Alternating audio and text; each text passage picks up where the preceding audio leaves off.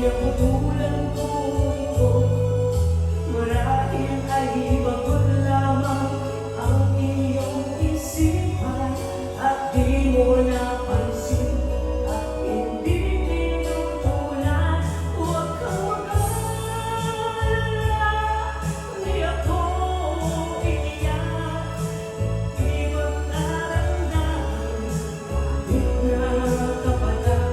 Ako'y pinulot mo, sinuwi ang bulat. Hindi ang pagdalan, ito aking